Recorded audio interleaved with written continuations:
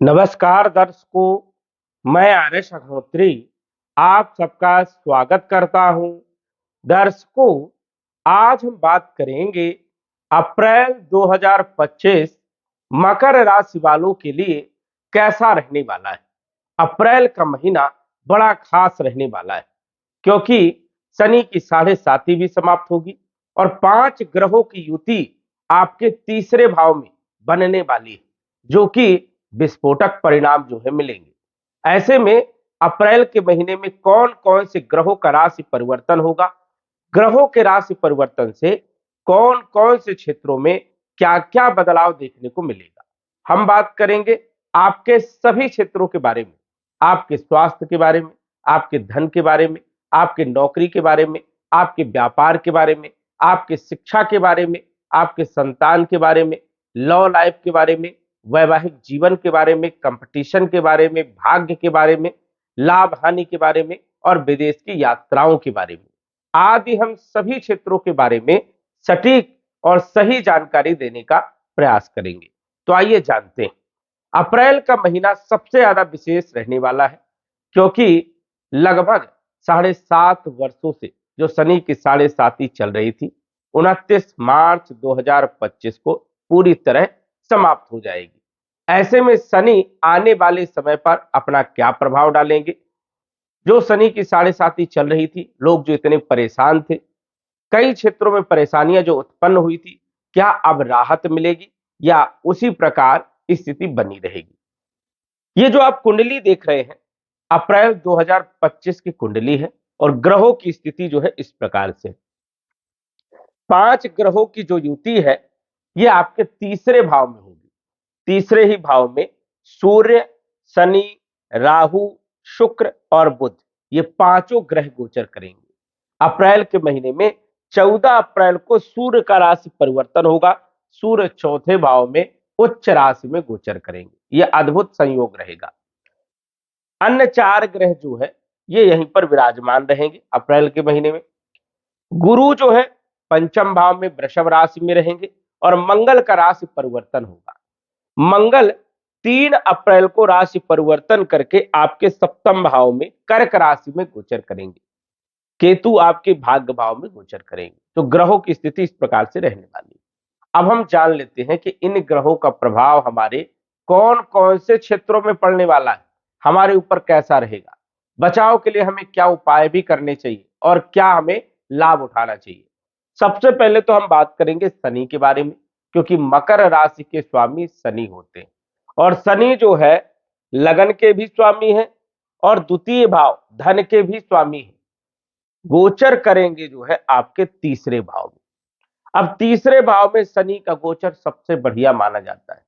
शनि तीसरे भाव में अच्छे परिणाम देते हैं, छठे भाव में अच्छे परिणाम देते हैं और एकादश भाव में अच्छे परिणाम देते हैं।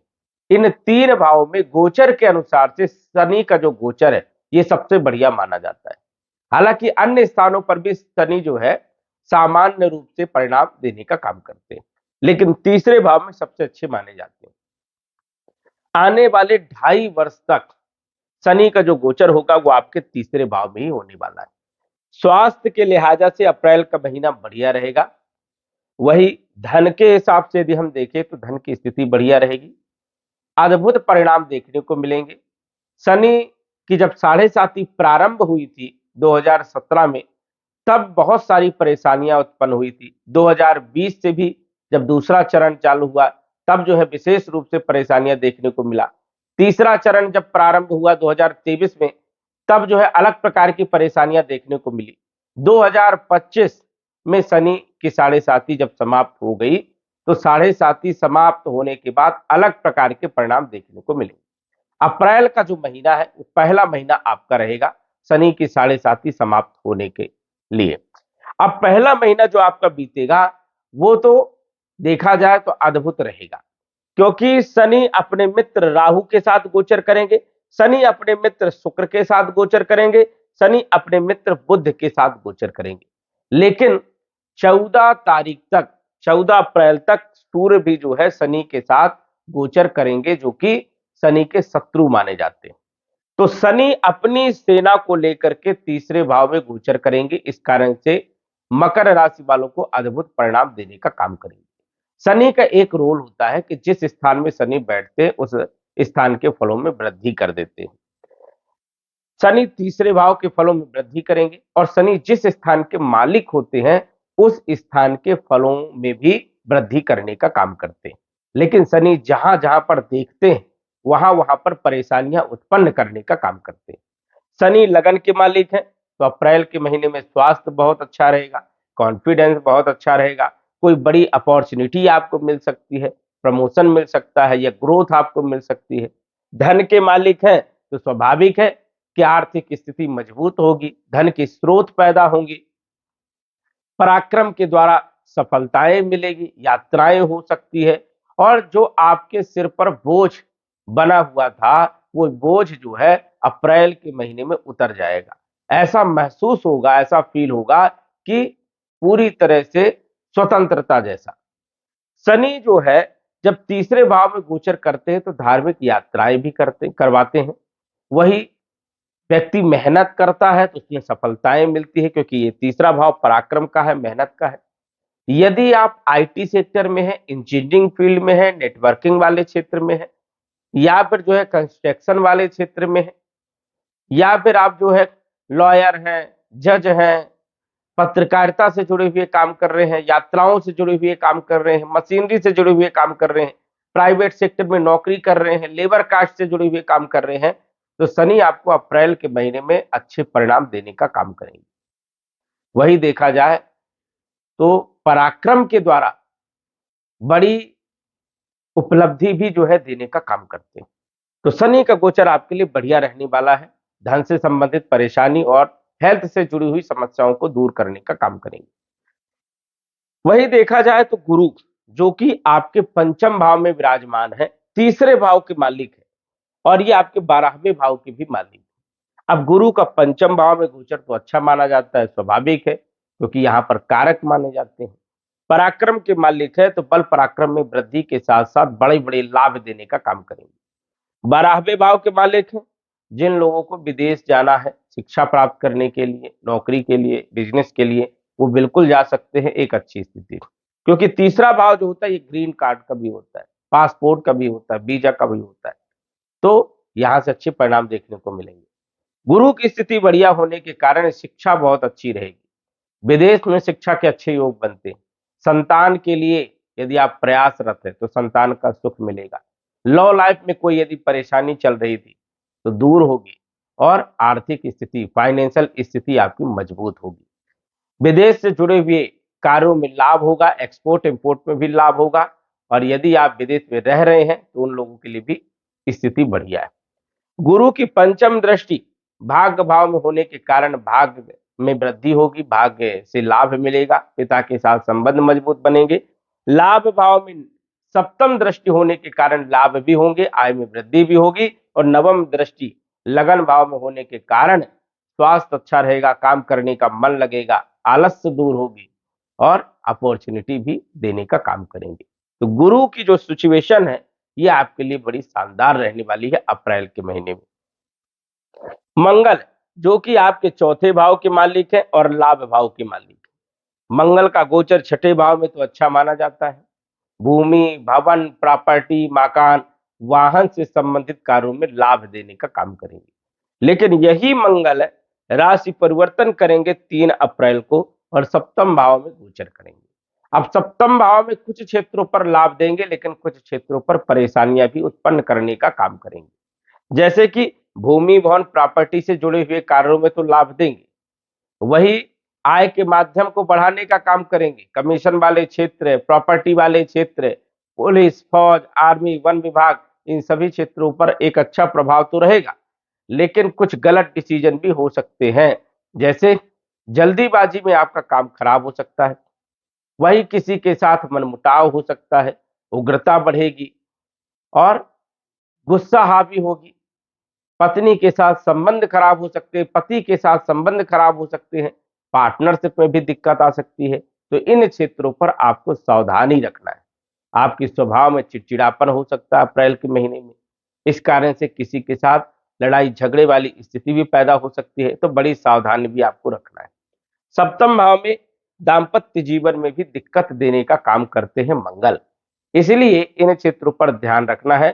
पार्टनरशिप के लिए तो बढ़िया है, लेकिन मंगल आय के माध्यमों को भी बढ़ा देते हैं, जैसे गलत चीजों पर जो है हावी होना या गलत कार्य करना, तो उसमें परेशानियां उत्पन्न करने का काम करते हैं। वैसे देखा जाए तो कमीशन वाले क्षेत्रों में लाभ देने का काम करेंगे। तो मंगल भूमि भवन प्रॉपर्टी और वाहन का सुख तो देंगे, लेकिन कुछ क्षेत्रों पर आपको ध्यान रखना है वैवाहिक जीवन पर। तो मंगल की स्थिति आपके सप्तम भाव में 3 अप्रैल से होगी। इसके बाद यदि हम बात करें, पंचम भाव के मालिक शुक्र है और कैरियर के मालिक शुक्र है, जो कि तीसरे भाव में गोचर कर रहे हैं उच्च राशि में। और यहां पर शुक्र कई सारे राजयोग बना रहे हैं।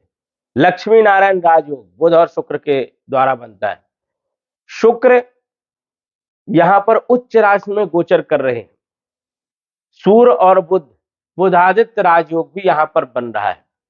और देखा जाए तो तृतीय भाव में शुक्र का गोचर भी अच्छा माना जाता है, क्योंकि भाग्य में वृद्धि करने का काम करते हैं। इस कारण से कैरियर में कुछ अपॉर्चुनिटी मिल सकती है। जिन लोगों के पास कैरियर में दिक्कत थी, माहौल ठीक नहीं चल रहा था या नौकरी नहीं थी, नौकरी लगने के योग बनेंगे। कैरियर में माहौल जो खराब था वो भी आपका सुधरेगा। और कहीं ना कहीं जो है विद्यार्थियों के लिए समय बढ़िया रहेगा, पढ़ाई लिखाई के लिए समय अच्छा रहेगा। लव लाइफ में चल रही परेशानियां दूर होंगी।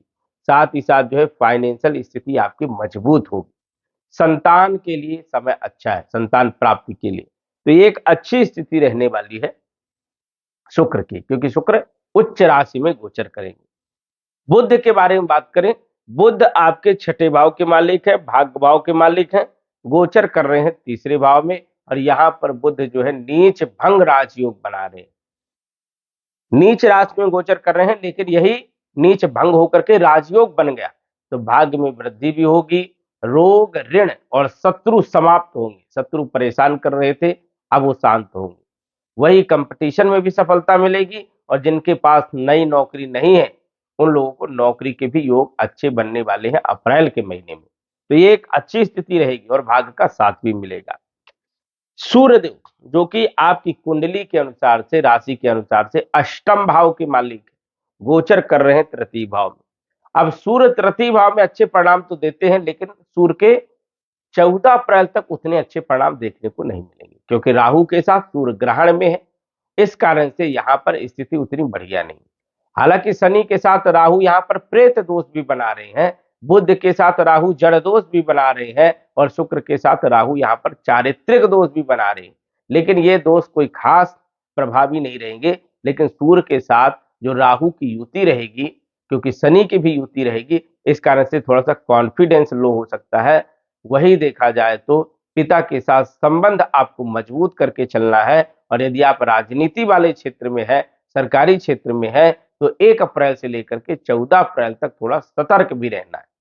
14 अप्रैल के बाद सूर्य जब आपके चौथे भाव में मेष राशि में आएंगे, उच्च राशि में आएंगे, तो प्राइवेट सरकारी दोनों नौकरियों के लिए बढ़िया रहेंगे। जो लोग ठेकेदारी, राजनीति या कमीशन वाले काम करते हैं, उन लोगों के लिए सबसे बढ़िया रहने वाले हैं। कैरियर बहुत अच्छा बना देंगे। नौकरी, व्यापार, व्यवसाय की स्थिति बहुत मजबूत होगी।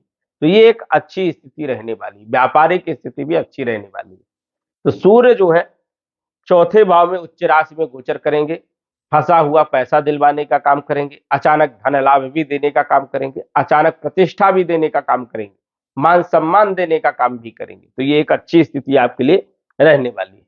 केतु, जो कि आपके भाग्य भाव में गोचर कर रहे हैं, अच्छे परिणाम यहाँ पर देते हैं। धार्मिक बना देते हैं, धर्म कर्म में रुचि जो है जागृत कर देते हैं। व्यक्ति आध्यात्मिक हो जाता है, गलत मार्ग पर नहीं जाता है, सही रास्ते दिखाने का काम करते हैं। तो केतु की स्थिति बढ़िया है। और राहु तो तीसरे भाव में अच्छे परिणाम देती है। इस कारण से सोशल मीडिया से जुड़े हुए कार्यों में यदि आप कार्यरत हैं तो सक्सेस भी देने का काम कर सकते हैं। या फिर आप नेटवर्किंग से जुड़े हुए काम, मैकेनिकल से जुड़े हुए काम, इलेक्ट्रॉनिक वाले क्षेत्रों से जुड़े हुए काम, कला, फैशन डिजाइनर से जुड़े हुए काम कर रहे हैं, तो राहु अप्रैल के महीने में अद्भुत परिणाम देने का काम करेंगे, अच्छे परिणाम देंगे। तो राहु की स्थिति भी आपके लिए बढ़िया रहने वाली है। लेकिन कुछ क्षेत्रों पर आपको सावधानी रखना है, क्योंकि शनि के साथ राहु और सूर्य, इनकी जो युति है ये अच्छी नहीं मानी जाती है। और कुंडली में ये ग्रह यदि आपकी खराब है तो अचानक बड़े लॉस भी हो सकते हैं। इस टाइम पर बड़ा आपको एक्शन नहीं लेना है, मतलब बड़ा कोई कार्य नहीं करना है अप्रैल के महीने में। बड़े कार्य के लिए समय अच्छा नहीं है, इस चीज का ध्यान रखना है। जिस काम में आप बने हुए हैं उनके लिए जो है स्थिति बढ़िया रहने वाली है। और यदि कोई कार्य बदलना चाहते हैं या कोई नया काम प्रारंभ करना चाहते हैं तो अप्रैल और मई के महीने में रुके, वेट करें, या 18 मई के बाद कार्य करें, जून के महीने से काम करें तो स्थिति ज्यादा बेहतर रहेगी। तो ये थोड़ा सा सावधानी भी रखना है कि कोई बड़ा काम जो है अप्रैल के महीने में प्रारंभ नहीं करना है, नहीं तो कुछ चांसेस ऐसे हैं कि रुकावटें आएंगी, परेशानियां आएगी, डिले होगा। तो ये आपको विशेष तौर पर ध्यान रखना है। मंगल नीच राशि में रहेंगे, वैवाहिक जीवन में दिक्कत दे सकते हैं। इस कारण से मंगल चंडिका स्तोत्र का पाठ करें, जिससे स्थिति बेहतर होगी, कैरियर में ग्रोथ मिलेगी, फाइनेंशियल स्थिति भी मजबूत होगी और कहीं ना कहीं जो है आय के माध्यम और भूमि भवन प्रॉपर्टी से जुड़े हुए कार्यों में जो विलंब हो रहा था, डिले हो रहा था, काम बन नहीं रहे थे, वो काम आपके बनने लगेंगे। तो मंगल चंडिका स्तोत्र का पाठ कंटिन्यू आपको करना है। आज बस इतना ही। धन्यवाद। यदि आप अपनी कुंडली का विश्लेषण घर बैठे करवाना चाहते हैं तो दिए गए व्हाट्सएप नंबर से संपर्क करें। साधारण फीस जमा करके आप अपनी कुंडली का विश्लेषण फोन के माध्यम से घर बैठे ही करवा सकते हैं और जान सकते हैं अपने भूत, भविष्य और वर्तमान के बारे में। धन्यवाद। WhatsApp number 9479893911।